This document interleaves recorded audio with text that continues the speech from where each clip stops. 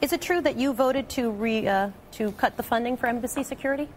Absolutely. Look, we have to make priorities and choices in this country. We have, think about this, 15,000 contractors in Iraq. We have more than 6,000 contractors, a private army there for President Obama in Baghdad. And we're talking about, can we get 24 or so people into Libya to help protect our forces? When you're in tough economic times, you have to make difficult choices. Okay, you have to prioritize things. So you're prioritizing. So when there are complaints that, in fact, that there was not enough security, you've just said absolutely that you cut.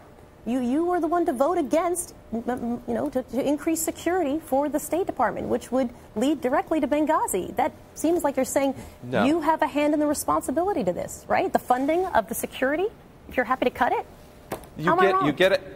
But because there are literally close to 200 embassies, consulates, those types of things. You have thousands of people that are involved in this. You have to prioritize things. Libya, before 9/11, 2 bombings on our consulate out there. Of course, that's got to be a higher priority than making sure that we're protecting some other emphasis. We just heard that from the clip from one of the guys who's going to testify before you today that there was definitely this pressure in his mind to not staff the embassy fully security-wise. Wouldn't that pressure be coming from you directly, essentially, people and others who voted against the funding for security? Keep it low because there's no funding for security.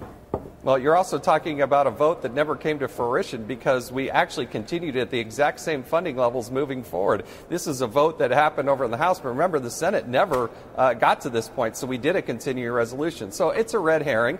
The reality is you have to prioritize things. And when you're talking about such a small number of security personnel, they're in country, that's a problem. The other thing that we're going to talk about in this hearing is the fact that the physical facilities themselves did not meet the minimum standards. And when you're in Libya after a revolution, I've got to argue that that's got to be a higher priority than protecting some other, compound in Mauritius or wherever you might be. I don't mean to pick on them, but you've got to prioritize things. And what clearly didn't happen is Libya was not a priority. I believe what I've heard is that it's because they wanted the appearance of normalization. That's what they wanted. That fit the Obama narrative moving forward.